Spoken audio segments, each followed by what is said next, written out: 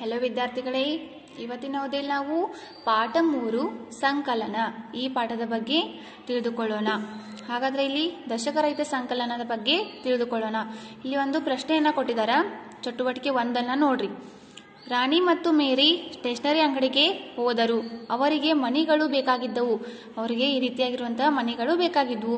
ಅಂಗಡಿಯಲ್ಲಿ ಮಣಿಗಳನ್ನು 10 ಕಟ್ಟುಗಳಲ್ಲಿ ಮತ್ತು ಬಿಡಿಗಳಾಗಿ ಇಟ್ಟಿದ್ರು. ಈ ರೀತಿಯಾಗಿ 10 ಕಟ್ಟುಗಳಾಗಿ ಏನ್ ಮಾಡಿದ್ರು, ಅಂಗಡಿಗಳಲ್ಲಿ ಇಟ್ಟಿದ್ರು. ಹಾಗಾದ್ರೆ ರಾಣಿಗೆ 24 ಮಣಿಗಳು, ಮೇರಿಗೆ 32 ಮಣಿಗಳು ಬೇಕಾಗಿದ್ದವು. ಅಂಗಡಿಯವನು ಅವರಿಬ್ಬರಿಗೆ ಕೊಟ್ಟ ಒಟ್ಟು ಮಣಿಗಳೆಷ್ಟು ಅಂತ ಕೇಳಿದಾರೆ. ಹಾಗಾದ್ರೆ ಇಲ್ಲಿ ನಾವು ಸಂಕಲನವನ್ನ ಮಾಡಬೇಕು. ಹಾಗಾದ್ರೆ ರಾಣಿಗೆ ಎಷ್ಟು ಮಣಿಗಳು ಬೇಕಾಗಿದ್ವು? 24. ಹಾಗಾದ್ರೆ ಮೇರಿಗೆ ಎಷ್ಟು ಬೇಕಾಗಿದ್ವು? 32. ಹಾಗಾದ್ರೆ ಅಂಗಡಿಯವನು ಸ್ಟೇಷನರಿ ಅಂಗಡಿಯವನು ಏನ್ ಮಾಡಿದ್ದಂದ್ರ ಈ ರೀತಿಯಾಗಿ 10 ಕಟ್ಟುಗಳನ್ನ 10 ಗುಂಪುಗಳಾಗಿ ಮಣಿಗಳನ್ನ ಇಟ್ಟಿದ್ದಂತ. ಹಾಗಾದ್ರೆ ಬಿಡಿಗಳಾಗಿ ಕೂಡ ಇಟ್ಟಿದ್ದನು. ಹಾಗಾದ್ರೆ ರಾಣಿಗೆ 24, ಮೇರಿಗೆ 32. ಹಾಗಾದ್ರೆ 10 ಗುಂಪುಗಳು 2 ಅಂದ್ರೆ ಇಲ್ಲಿ ಎಷ್ಟಾದವು? ಇವ 20, ಇವ 4 ಬಿಡಿಗಳು. ಹಾಗಾದ್ರೆ ಇಲ್ಲಿ ಎಷ್ಟಾದವು ಈಗ? 24. ಮೇರಿಗೆ ಎಷ್ಟು ಬೇಕಾಗಿದ್ವು? 32 ಮಣಿಗಳು. 10 ಗುಂಪುಗಳು ನೋಡ್ರಿ, 10, 20, 30. ಇವೆಷ್ಟಾದವು ಈಗ? 30. ಹಾಗಾದ್ರೆ ಮೇಲೆ ಎಷ್ಟು? 2 ಬಿಡಿಗಳು. ಹಾಗಾದ್ರೆ ಎಷ್ಟಾದವು? 32. ಇಲ್ಲಿ ನೋಡ್ರಿ, 24ರಲ್ಲಿ ಎಷ್ಟು ಹತ್ತುಗಳಿದವು? 2 ಹತ್ತುಗಳು ಮತ್ತು 4 ಬಿಡಿಗಳಿವೆ. 32ರಲ್ಲಿ 3 ಹತ್ತುಗಳು ಮತ್ತು 2 ಬಿಡಿಗಳಿವೆ. ಮೊದಲು ಬಿಡಿಗಳನ್ನು ಕೂಡು. ಹಾಗಾದ್ರೆ 4 ಬಿಡಿಗಳು 2 ಬಿಡಿಗಳನ್ನ ಕೂಡಿಸಿದಾಗ ಎಷ್ಟಾಗ್ತತಿ? 4 ಬಿಡಿಗಳು 2 ಬಿಡಿಗಳನ್ನ ಕೂಡಿಸಿದಾಗ 6 ಆಗ್ತತಿ. ಹಾಗಾದ್ರೆ ಈಗ ಹತ್ತುಗಳನ್ನು ಕೂಡು. 2 ಹತ್ತುಗಳು 3 ಹತ್ತುಗಳನ್ನ ಕೂಡಿಸಿದಾಗ ಎಷ್ಟಾಗ್ತಾವ? ಇಲ್ಲಿ 2 ಹತ್ತುಗಳು 3 ಹತ್ತುಗಳನ್ನ ಕೂಡಿಸಿದಾಗ ಎಷ್ಟಾಗ್ತಾವ? ಇಲ್ಲಿ 5 ಹತ್ತುಗಳು. ಹಂಗಾದ್ರ 50. ಇನ್ನಿಲ್ಲಿ ಸಂಕಲನ ಮಾಡಿದಾರೆ. ಇಲ್ಲಿ 4 ಬಿಡಿಗಳು ಅಧಿಕ್ 2 ಬಿಡಿಗಳು 6 ಬಿಡಿಗಳು. 2 ಹತ್ತುಗಳು ಅಧಿಕ್ 3 ಹತ್ತುಗಳು 5 ಹತ್ತುಗಳು. ಹಾಗಾದ್ರೆ ರಾಣಿಗೆ ಬೇಕಾಗಿದ್ದ ಮಣಿಗಳೆಷ್ಟು? 24.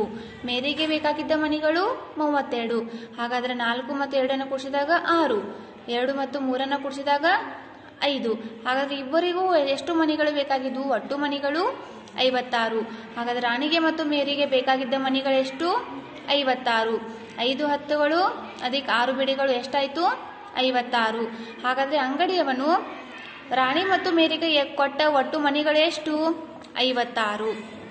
ಇನ್ನ ಚಟುವಟಿಕೆ 2 ನೋಡ್ರಿ. 12 ಮಣಿಗಳಿಗೆ 41 ಮಣಿಗಳನ್ನು ಕೂಡು. 12 ಮಣಿಗಳಲ್ಲಿ ನಾವೀಗ ಎಷ್ಟನ್ನ ಕೂಡಬೇಕಿಲ್ಲಿ? 41 ಮಣಿಗಳನ್ನ ಕೂಡಿಸಬೇಕು. ಈಗ ನಾವು 12 ಮಣಿಗಳಿಗೆ 41 ಮಣಿಗಳನ್ನ ಕೂಡಿಸಬೇಕು. ಹಾಗಾದ್ರೆ ಎಷ್ಟು ಆಗುತ್ತದೆ? ಮಣಿಗಳ ಸಂಖ್ಯೆಯನ್ನ ಇಲ್ಲಿ 12 ಅಂತ ಬರೆದಿದ್ದಾರೆ. ಹಾಗಾದ್ರೆ 12ರಲ್ಲಿ 1 10, ಆಮೇಲೆ 2 ಬಿಡಿಗಳು. ಹಾಗಾದ್ರೆ ಇನ್ನು 41 ಮಣಿಗಳನ್ನ ಕೂಡಿಸಬೇಕು. ಹಾಗಾದ್ರೆ 41 ಮಣಿಗಳು ನೋಡ್ರಿ.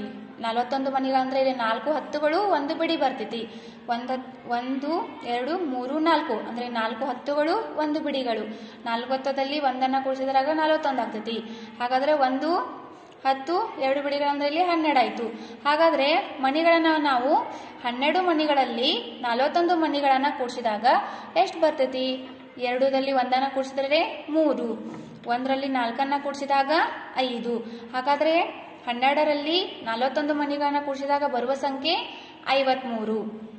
ಹಂಗಾದ್ರೆ ನೋಡ್ರಿ, ಇಲ್ಲಿ 1 2 3 4 5 ಹತ್ತುಗಳು 3 ಬಿಡಿಗಳು. ಹಾಗಾದ್ರೆ 12 ಮಣಿಗಳಲ್ಲಿ 41 ಮಣಿಗಳನ್ನ ಕೂಡಿಸಿದಾಗ ಬರುವಂತಹ ಸಂಖ್ಯೆ 53. ಇಲ್ಲಿ ಲೆಕ್ಕಗಳನ್ನ ಮಾಡಿ ತೋರಿಸಿದಾರೆ ನೋಡ್ರಿ. 1ರಲ್ಲಿ 4 ಕೂಡಿಸಿದಾಗ 5, 2ರಲ್ಲಿ 1 ಕೂಡಿಸಿದಾಗ 3. ಹಾಗಾದ್ರೆ 12ರಲ್ಲಿ 1 10 ಮತ್ತ 2 ಬಿಡಿಗಳನ್ನ ಹೊಂದಿದೆ. ಹಾಗಾದ್ರೆ 41ರಲ್ಲಿ 4 ಹತ್ತುಗಳು 1 ಬಿಡಿಗಳು. ಹಾಗಾದ್ರೆ 5 ಹತ್ತುಗಳು 3 ಬಿಡಿಗಳು ಎಲ್ಲವನ್ನ ಕೂಡಿಸಿದಾಗ ಎಷ್ಟು ಬರ್ತೈತಿ? ಸಂಕಲನ ಮಾಡಿದಾಗ 53.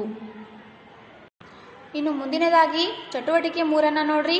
ಒಂದು ಕಪಾಟಿನಲ್ಲಿ 13 ಗಣಿತ ಪುಸ್ತಕಗಳು, 22 ವಿಜ್ಞಾನ ಪುಸ್ತಕಗಳಿವೆ. ಕಪಾಟಿನಲ್ಲಿರುವ ಒಟ್ಟು ಪುಸ್ತಕಗಳೆಷ್ಟು ಅಂತ ಕೇಳಿದ್ದಾರೆ ಇಲ್ಲಿ. ಹಾಗಾದ್ರೆ ಒಂದು ಕಪಾಟದಾಗ ಎಷ್ಟಿದಾವು? 13 ಪುಸ್ತಕಗಳು. ಯಾವ ಪುಸ್ತಕಗಳದಾವ ಇಲ್ಲಿ? ಗಣಿತ ಪುಸ್ತಕಗಳು. ಹಾಗಾದ್ರೆ ಮತ್ತೊಂದು ಕಪಾಟದಲ್ಲಿ ಎಷ್ಟದ ನೋಡ್ರಿ? ವಿಜ್ಞಾನ ಪುಸ್ತಕಗಳು 22 ಯಾವ ಪುಸ್ತಕಗಳದಾವ ಇಲ್ಲಿ? 22 ವಿಜ್ಞಾನ ಪುಸ್ತಕಗಳನ್ನ ಹೊಂದಿದವು. ಎಲ್ಲಿ? ಕಪಾಟಿನಲ್ಲಿ. ಹಾಗಾದ್ರೆ ಗಣಿತ ಪುಸ್ತಕಗಳು 13, ವಿಜ್ಞಾನ ಪುಸ್ತಕಗಳು 22. ಹಾಗಾದ್ರೆ ಇಲ್ಲಿ ಎಷ್ಟು ಹತ್ತುಗಳು ಬರ್ತಾವ ಇಲ್ಲಿ? ಹಾಗಾದ್ರೆ 13ರಲ್ಲಿ 1 10 ಮತ್ತು 3 ಬಿಡಿಗಳು. ಹಾಗಾದ್ರೆ ಎಷ್ಟಾಯ್ತು ಇಲ್ಲಿ? 13. ಇನ್ನು ವಿಜ್ಞಾನ ಪುಸ್ತಕಗಳಲ್ಲಿ 22 ಸಂಖ್ಯೆಯನ್ನು ಹೊಂದಿದಾಗ 10ರ ಸ್ಥಾನದಲ್ಲಿ 2 ಹತ್ತುಗಳು ಆಮೇಲೆ 2 ಬಿಡಿಗಳು ಬರುತ್ತವೆ. ಹಾಗಾದ್ರೆ ಇನ್ನು 2 13 ಮತ್ತು 22 ಕೂಡಿಸಿದಾಗ 3ರಲ್ಲಿ 2 ಕೂಡಿಸಿದಾಗ 5, 2ರಲ್ಲಿ 1 ಕೂಡಿಸಿದಾಗ 3. ಹಾಗಾದ್ರೆ 3 ಹತ್ತುಗಳು 5 ಬಿಡಿಗಳು. 13ರಲ್ಲಿ 22 ಕೂಡಿಸಿದಾಗ ಬರುವಂತಹ ಸಂಖ್ಯೆ 35. ನೋಡ್ರಿ ಹಾಗಾದ್ರೆ 3 ಬಿಡಿಗಳು, ಇಲ್ಲಿ ಕೆಳಗ 2 ಬಿಡಿಗಳು. 3ರಲ್ಲಿ 2 ಕೂಡಿಸಿದಾಗ 5. ಹಾಗಾದ್ರೆ ಇನ್ನು ಮುಂದಿನದಾಗಿ ಇಲ್ಲಿ 1 10, ಇಲ್ಲಿ ಎಷ್ಟಿದಾವ? ಇಲ್ಲಿ 2 ಹತ್ತುಗಳು. ಹಾಗಾದ್ರೆ ಇಲ್ಲಿ 1ರಲ್ಲಿ 2 ಕೂಡಿಸಿದಾಗ 3 ಹತ್ತುಗಳು ಆಗುತ್ತವೆ. ಹಾಗಾದ್ರೆ 13ರಲ್ಲಿ 22 ಕೂಡಿಸಿದಾಗ ಬರುವಂತಹ ಸಂಖ್ಯೆ 35. ಮುಂದಿನ ವಿಡಿಯೋದಲ್ಲಿ ಮುಂದಿನ ಲೆಕ್ಕಗಳನ್ನ ತಿಳಿದುಕೊಳ್ಳೋಣ.